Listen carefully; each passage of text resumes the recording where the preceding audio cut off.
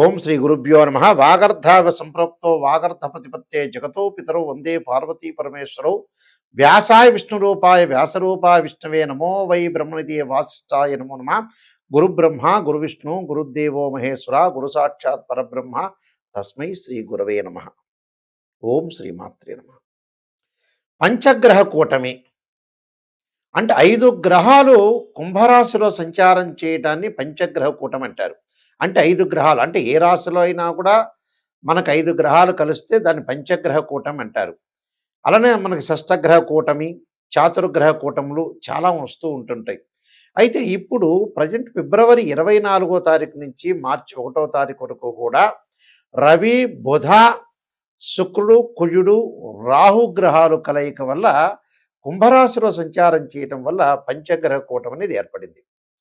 అంటే 24వ తారీఖు నుంచి 1వ తారీఖు వరకు కూడా ఈ కూటమి వల్ల ద్వాదశ రాశుల వాళ్ళకి ఎలాంటి ఫలితాలు జరగబోతున్నాయి, ఏ రాశుల వాళ్ళకు అనుకూలంగా ఉంటాయి, ఏ రాశుల వాళ్ళకి ప్రతికూలంగా ఉంటాయో మనం తెలుసుకోవాలి.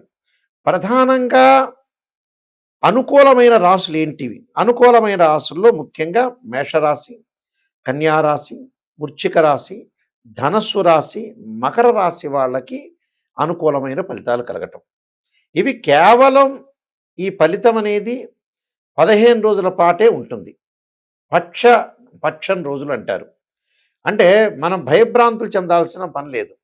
మిగతా వాళ్ళకు వచ్చేటప్పటికల్లా మధ్య రకమైన ఫలితాలు, ప్రతికూల ఫలితాలు ఉంటాయి. మధ్య రకంగా ఎవరికి ఉంటాయంటే మిథున రాశి వాళ్ళకి ప్రత్యేకంగా, తుల, కుంభరాశి వాళ్ళకి మధ్య రకమైన మిశ్రమ ఫలితాలు, ప్రతికూలమైన ఫలితాలు వృషభ రాశి వాళ్ళకి, కర్కాటక రాశి వాళ్ళకి, సింహరాశి వాళ్ళకి, మీనరాశి వాళ్ళకి ప్రతికూల ఫలితాలు జరుగుతాయి. ఈ ప్రతికూలంలో ఎవరెవరికి ఎంత పర్సెంటేజ్ ఫలితం ఉంటుంది అంటే మేషరాశి వారికి 90% బాగుంటుంది, వృషభ రాశి వాళ్ళకి 25% బాగుంటుంది, మిథున రాశి వారికి 35%, కర్కాటక రాశి వారికి 20%, సింహరాశి వారికి 30% ఫలితం అనుకూలంగా ఉంటుంది, కన్యారాశి వాళ్ళకి 80% ఫలితం చాలా బాగుంటుంది. అలానే తులారాశి వాళ్ళకి 35%, వృశ్చిక రాశి వాళ్ళకి 60%, ధనస్సు రాశి వాళ్ళకి 75%, మకర రాశి వాళ్ళకి 50%, కుంభరాశి వాళ్ళకి 35%, మీనరాశి వాళ్ళకి 25% బాగుంటుంది. అంటే ఇవన్నీ కూడా అయితే మాకు ప్రతికూలం అవుతుంది అని బాధపడక్కర్ల. దానికి ప్రత్యేకంగా పరిహారాలు నేను చెప్తాను. ఎలాంటి ఫలితాలు జరుగుతాయో తెలుసుకోవాలి. మనం చాలా జాగ్రత్తగా ఉండి ముందుకు వెళ్ళాలి. అయితే భయభ్రాంతులు చెందేవాళ్ళు కూడా కొంతమంది ఉంటారు. కేవలం ఇది 15 రోజులు మాత్రమే ఉంటుంది ఇలాంటి ఫలితం అనేది. అది మంచి చెడుల యొక్క ఫలితం. దానికి కొన్ని పరిహారాలు చెబుతాను. మీరు ఎట్టి పరిస్థితుల్లో కూడా భయభ్రాంతులు చెందాల్సిన పని లేదు. పంచగ్రహ కూటమి ఏదో అయిపోతుంది, నాకేదో లైఫ్లో అయిపోతుందని భయభ్రాంతులు చెందాల్సిన పని లేదు. మనం సేవ్ కావాలి. అంటే నెగిటివ్ అయినా కూడా మనం సేవ్ కావటం ఎలాగా? శ్రేయ లోపం పెరుగుట పెద్ద విద్య, లోపం పెరిగిన వాడే పూర్ణుడవుతాడు. మన లోపాలను మనం సవరణ చేసుకొని ముందుకు వెళ్తే మనకు మంచి జరుగుతుంది. నేను పరిహారాలన్నీ కూడా చెప్తాను. ఆ పరిహారాలు కూడా మీరు పాటించండి. మీకు మంచి జరిగే అవకాశాలు ఖచ్చితంగా ఉంటాయి. అయితే ద్వాదశ రాశుల వాళ్ళకి ఎలాంటి ఫలితాలు జరుగుతాయో ఒకసారి మనం తెలుసుకుందాం. సింహరాశి వారికి పంచగ్రహ కూటమి వల్ల ఎలాంటి ఫలితాలు జరగబోతున్నాయి? మానసికంగా ప్రశాంతంగా ఉండే అవకాశాలు ఎక్కువ ఉంటాయి. ఫైనాన్షియల్ పరంగా డెవలప్మెంట్ చెందే అవకాశాలు ఎక్కువ ఉంటాయి. రుణాలు తీర్చుకునే అవకాశం ఖచ్చితంగా ఉంటుంది. లాభాలు, అలానే ప్రత్యేకంగా అన్య స్త్రీ సంపర్కము, సంఘంలో కీర్తి ప్రతిష్టలు, గౌరవ మర్యాదలు, అంటే రెస్పెక్ట్ వీళ్ళకి ఎక్కువగా ఇచ్చే అవకాశాలు ఎక్కువ ఉంటాయి. ప్రభుత్వ అధికారుల ద్వారా కొన్ని అభినందనలు, అలానే వృధా ప్రయాణాలు, ప్రభుత్వ అధికారులను కలవడం, ఎమినెంట్ పర్సన్ తోటి వాళ్ళు కలిసే అవకాశాలు బాగా ఎక్కువ ఉంటాయి. ఇరుగు పొరుగు వారితోటి కూడా కొంత అంటే ఇరుగు పొరుగు వారితోటి విభేదాలు రాకుండా, గొడవలు రాకుండా చూసుకోండి. ప్రభుత్వ అధికారుల యొక్క ఒత్తిడి బాగా కంపెల్ చేసే అవకాశాలు బాగా ఎక్కువ ఉంటాయి. జాయింట్ దారుల వల్ల కొంత నమ్మక ద్రోహము, మనస్పర్ధలు, మానసికంగా మెంటల్లీ డిజార్డర్ రాకుండా చూసుకోవాలి. అలానే నమ్మక ద్రోహం జరుగుతుంది. అంటే మనం ఎవరైతే నమ్ముతామో వాళ్ళ వల్ల ద్రోహం జరిగే అవకాశాలు ఎక్కువ ఉంటాయి. భాగస్వామి వ్యాపార విషయంలో కూడా కొంత జాగ్రత్తగా ఉండండి. అంటే భార్యాభర్తల మధ్యలో బంధువులతోటి కొన్ని బాధలు కలగటం ఒకటి, అలానే రహస్య అవయవాలు ఏదైతే ఉంటాయో మనకి వాటికి సంబంధించిన డిసీజ్ వచ్చే అవకాశాలు ఎక్కువ ఉంటాయి.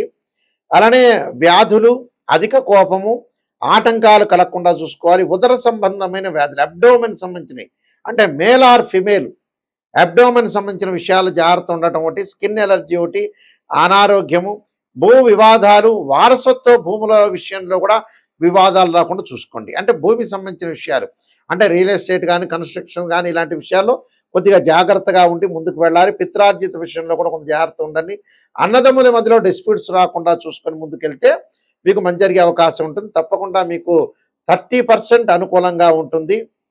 అయితే నేను కొన్ని పరిహారాలు చెప్పబోతున్నా, ఆ పరిహారాలు మీరు పాటించి ముందుకెళ్తే మీకు మంచి రిజల్ట్స్ వచ్చే అవకాశం ఖచ్చితంగా ఉంటుంది. ఈ పంచగ్రహ కూటం వల్ల భయభ్రాంతులు చెందాల్సిన పని లేదు.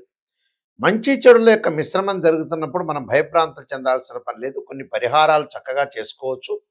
మనం మరింత ఫలితాలు, ఇంకా మంచి రిజల్ట్స్ రావాలన్నా, చెడు ఫలితాలన్నా తొలగిపోవాలన్నా మనం రవికి, అంటే సూర్యగ్రహము, బుధగ్రహము, అంగారగ్రహము, శుక్రగ్రహము, రాహు యొక్క ఏదైతే విశేషంగా మనం దాని యొక్క పరిహారాలు చేసుకుంటే మనకు మంచి జరిగే అవకాశాలు ఖచ్చితంగా ఉంటాయి. దానిలో సూర్యుడి యొక్క ఆరాధన అనేది చాలా శ్రేష్టమైంది.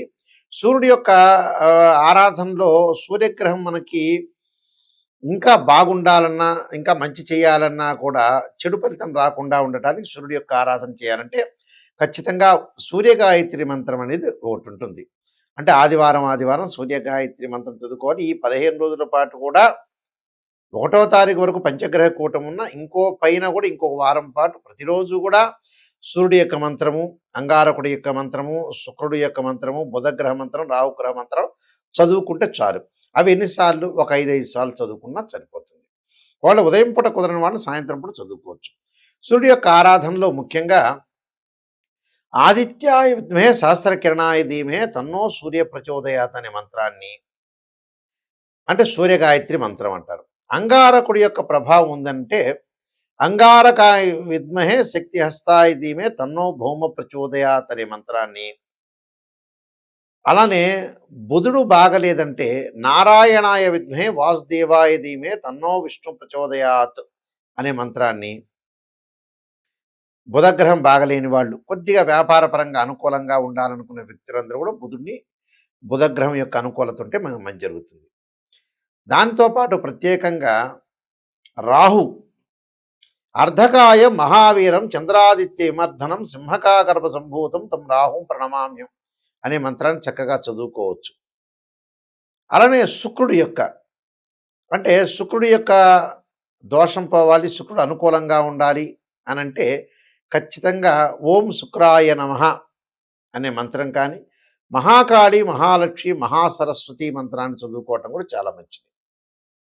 దాంతోపాటు విద్యార్థులకు అనుకూలంగా ఉండాలంటే దక్షిణామూర్తి స్తోత్ర పాలనం చేయటం, ఆరోగ్యపరంగా ఇబ్బందులు కలుగుతున్నాయంటే శరీరే జర్జరీభూతే వ్యాధిగ్రస్తే కళేవరే ఔషధం జాహ్నవీతోయం వైద్యో నారాయణ హరి అనే మంత్రాన్ని చక్కగా చదువుకోవటం కూడా చాలా మంచిది. అయితే ఇవన్నీ కూడా గోచారరీత్యా చెప్పబడే ఫలితాలు అంటారు, బర్త్ చార్ట్ కాదు. ఎప్పుడైనా గమనించాలి, గోచారం అనేది 20% సపోర్ట్. అలానే బర్త్ చార్ట్ అంటే ఏమిటి? బర్త్ చార్ట్ అంటే ఒక చెట్టు ఉంటుంది, ఆ చెట్టు కింద వేళ్ళు ఉంటాయి, ఆ వేళ్ళు అనేది బర్త్ చార్ట్. అంటే మనం పుట్టినప్పుడు date of birth, time, place of birth తీసుకొని మ్యాథమెటికల్గా క్యాలిక్యులేషన్స్ వేసి D16 చార్ట్స్ ఉంటాయి. చాలామంది కూడా D16 చార్ట్ చూడరు ఈ మధ్యకాలంలో. పాతకాలం వాళ్ళం కాబట్టి మేము చూస్తుంటాం, కానీ 95 నుంచి నేను ఆస్ట్రాలజీలో ఉన్నాను కాబట్టి ఇవన్నీ కూడా మేము వంశపారంపర్యంగా చెప్పే వ్యక్తులం కాబట్టి మేము చెబుతూ ఉంటాం. రాశిచక్రం అంటే డివిజనబుల్ చార్ట్స్ అంటారు. అంటే ఒక డాక్టర్ దగ్గరికి వెళ్ళిన తర్వాత ఎక్స్రే చూసిన తర్వాత తెలియవట్లేదమ్మా, ఇంకా ఐడెంటిఫికేషన్ చేయలేదంటే సిటీ స్కాన్, ఎంఆర్ఐ స్కాన్ చేస్తారు. ఇలానే రాశిచక్రంలో మనం తెలియదనుకుంటే ఒక వివాహం గురించి నవాంశాన్ని కూడా చూడాలి, D9 చార్ట్ అంటారు. వృత్తిపరంగా అనుకూలంగా లేదనుకోండి D10 చార్ట్ అంటారు. అలానే సప్తమాంశం అంటే సంతానపరంగా ఇబ్బందులు కలుగున్నా అంటే సంతానం. అలానే 16 లగ్న కుండళ్ళు ఉంటాయి, అంటే దశమాంశము, ద్వాదశాంశము, త్రింశాంశము, ఖవేదాంశము, అక్షవేదాంశం ఉంటుంది, షష్టాంశం అని. ఇలాంటి లగ్న కుండలన్నీ ద్రేకాళం దగ్గర నుంచి అన్ని లగ్న కుండలని చూస్తే దానికి మ్యాచ్ చేయాలి. యాక్చువల్గా చాలామంది తెలియదు, ఒక వివాహాన్ని చూసేటప్పుడు కేవలం రాశిచక్రం చూస్తారు. వాస్తవంగా పురాతన పద్ధతిలో వైదిక ఆస్ట్రాలజీలో కానీ, కేపీ సిస్టంలో కానీ మేము అన్ని సిస్టమ్స్ చూస్తాం. కేపీ కానీ, పరాశర కానీ, వైదికం కానీ. ఈ వైదిక సిస్టంలో కానీ ఎక్కడైనా సరే కేపీ సిస్టంలో సబ్ లార్డ్స్ ఉంటాయి. Sub lord, sub lord, sub lord అని ఉంటాయి. అయితే ఇక్కడ వైదిక ఆస్ట్రాలజీలో ఒక వివాహాన్ని మనం నిర్ణయం చేయాలంటే రాశిచక్రము, భావచక్రము, నవాంశం ఇంపార్టెంట్. ఒక వృత్తిపరంగా మనం చూడాలంటే రాశిచక్రము, భావచక్రము, దశమాంశం ఇంపార్టెంట్. ఇలాంటి క్యాల్కులేషన్స్ ఉండాలి. అంటే తనుభావము, ధనభావము, తృతీయ భావం సోదర భావము, చతుర్థ భావం తల్లి వాహనాలకి, పంచమ భావం సంతానానికి, షష్టమ భాగం రోగాలు, రుణాలు, క్రెడిట్ సంబంధించిన భావం, సప్తమ భావం వివాహ భావము, అలానే అష్టమం ఆయుష్ భావము, అలానే భాగ్యస్థానము 9వ భావం అంటారు. 10వ భావం వృత్తికి సంబంధించింది. అలానే 11 లాభభావం, అలానే ద్వాదశ భావం ప్రేమలు, ఎక్స్పెండిచర్స్ ఇవన్నీ తెలిసే 12th హౌస్ అంటారు. దీనికి భావాధిపతులు ఉంటారు, రాశ్యాధిపతులు వేరు, అక్కడుండే గ్రహము వేరు. అందువల్ల 3 రకాలని మనం క్యాలిక్యులేషన్ చేయాలి. D16 చార్ట్ చేయాలి. ఏ లగ్నాల వాళ్ళకి ఏ దశలు కలిసి వస్తాయి కూడా చూడాలి. ఇవన్నీ చూడకుండా ఏదో చిన్నగా చూసిన తర్వాత ఎవరినో చిన్న చిన్న వాళ్ళని మీరు అప్రోచ్ అయ్యి ఎప్పుడైనా గమనించండి. ఆస్ట్రాలజీ పరంగా ఏంటంటే ఫుల్ ఫ్లెడ్జ్డ్ నాలెడ్జ్ అనేది ఉండాలి. అతను చిన్న వ్యక్తా, పెద్ద వ్యక్తా, లేకపోతే ముసలితనం వచ్చిందా, ఇలాంటివన్నీ చూడొద్దండి. ఎందుకంటే యాక్చువల్గా ఏంటంటే ఇప్పుడిప్పుడు మాకు తెలిసినంత ఆస్ట్రాలజర్ కొంతమంది 4-5 సంవత్సరాల్లో కొంతమంది ఏజ్డ్ పర్సన్స్ వాళ్ళు కూడా వచ్చున్నారు. కొంతమంది వాళ్ళు ఏదో చాలా కాలం నుంచి దీర్ఘకాలం నుంచి ఉంటున్నారు అనుకోవద్దండి. ఎవరు నిజమైన వాళ్ళు, ఎవరు క్వాలిటీ ఉన్నారు, ఎవరు బాగా చెప్పగలుగుతారు, ఎవరు సమర్థులు అనేది మీరు తెలుసుకోండి. చాలామంది కూడా నా దగ్గరికి వచ్చేవాళ్ళు పాపం చాలామంది కూడా వాళ్ళు కరెక్ట్ చెప్పట్లేదు గురువుగారండి, ఏదో పొగిడేశారని. పొగట్టం కాదు, నెగిటివ్ ఫస్ట్ తెలుసుకోండి. ఏ ఆస్ట్రాలజర్ దగ్గరికి వెళ్ళినా కూడా నెగిటివ్ తెలుసుకోండి. శ్రేయ లోపం పెరుగుట పెద్ద విద్య, లోపం ఎరిగిన వాడే పూర్ణుడవుతాడు. మనం నెగిటివ్ తెలుసుకొని ముందుకు వెళ్తేనే మనం పాజిటివ్ అయ్యే అవకాశం ఉంది. దానికి కొన్ని పరిహారాలు చేసుకోవచ్చు, ముందుకు వెళ్ళొచ్చు. అలానే www.nayakanti.com, www.nayakanti.com, .in అని 2 ఉంటాయి. అంటే nayakanti.com, nayakanti.in మా వెబ్సైట్ చూడొచ్చు. నేను నెంబర్ ఆఫ్ బుక్స్ రాశాను. అందులో కాలసర్పయోగము, కాలసర్పయోగ చంద్రిక, రాహుకేతులు, ఛాయాగ్రహాలు, పుత్ర గణపతి వ్రతము, సర్వదేవతా గోత్రల పనులు పార్ట్ 1, పార్ట్ 2, స్వప్నశాస్త్ర ఫలదీపిక, అలానే జాతక చంద్రిక, వాహ మార్తాండము, బృహత్ పరిహార సింధు లాంటి నెంబర్ ఆఫ్ ఆస్ట్రాలజీలో ప్రొడక్షన్ ఆఫ్ ఆస్ట్రాలజీ లాంటి బుక్స్ అన్ని రాశాను. మేము వంశపారంపర్యంగా చెప్తున్న వ్యక్తులం. మా ఫాదర్ కూడా ఒక ఇంటర్నేషనల్ ఆస్ట్రాలజీ మెంబరు ఒకప్పుడు. అయితే ఇవన్నీ తెలుసుకోండి. తెలుసుకొని వాళ్ళ యొక్క హిస్టరీ తెలుసుకోండి, వాళ్ళ క్వాలిఫికేషన్ తెలుసుకోండి, వాళ్ళు ఎంత సమర్థులు, సమర్థవంతంగా చెప్పగలుగుతారు అనేది మీకు అవగాహన రావాలి.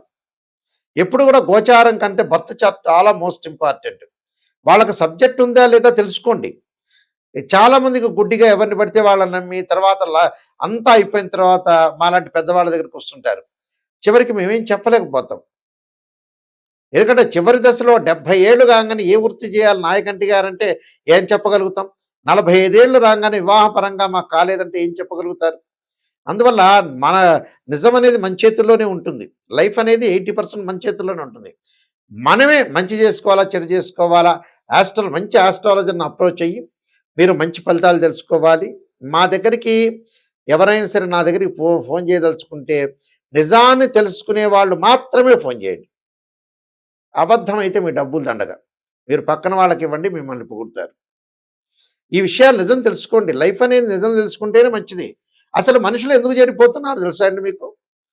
లైఫ్లో నిజం తెలుసుకోలేకపోవటం, సరైన వాళ్ళని అప్రోచ్ కాలేకపోవటం, ఇలాంటివి జరుగుతున్నాయి. మా దగ్గరకు వచ్చే వాళ్ళందరూ కూడా మీరు వాయిస్ రికార్డింగ్ పెట్టుకోండి, క్లారిటీ తెలుసుకోండి.